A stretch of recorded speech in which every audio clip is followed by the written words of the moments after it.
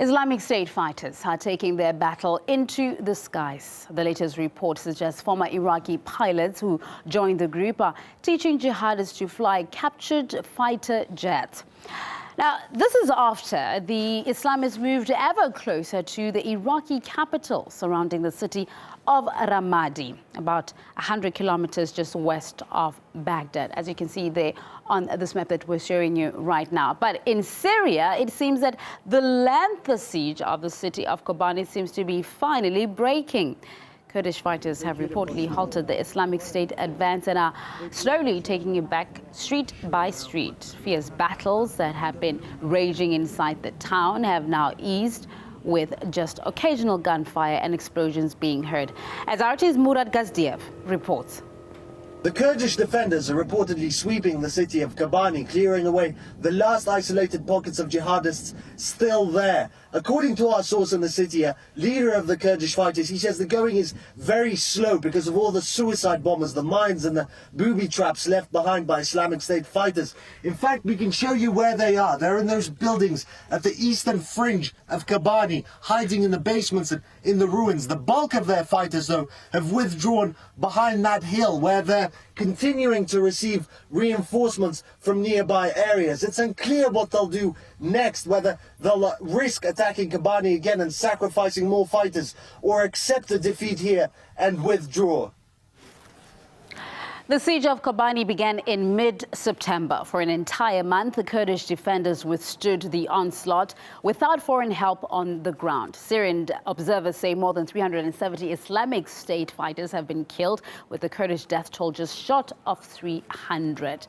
Refugees fled from the city and surrounding villages, with more than 200,000 civilians crossing into Turkey. And the US-led coalition was forced to step up airstrikes against the jihadists.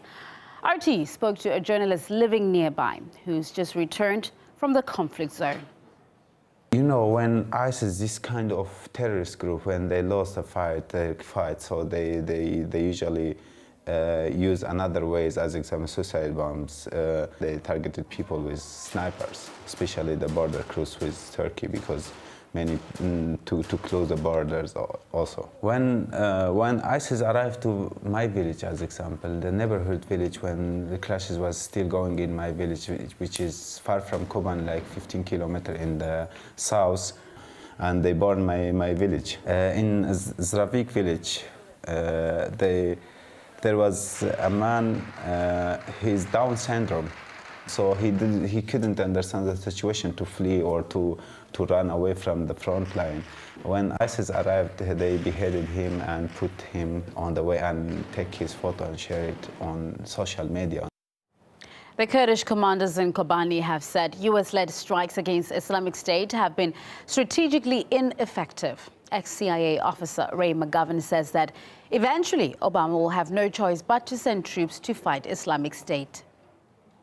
The president says, no boots on the ground. General Dempsey says, no boots on the ground now, but if I feel boots are required, I'm going to ask the president, in effect, to reverse his stand about no boots on the ground. Now, read between the lines. Dempsey knows full well boots on the ground are going to be required. This is a fool's errand, an unnecessary escapade, and U.S. troops, U.S. men and women are going to be dying. You could say no boots on the ground forever, and when the boots on the ground become necessary, it's going to be U.S. boots, and then you're going to have to swallow, or you're going to have to swallow hard and let that happen. Otherwise, we're going to lose earlier than later, which we will inevitably do anyhow.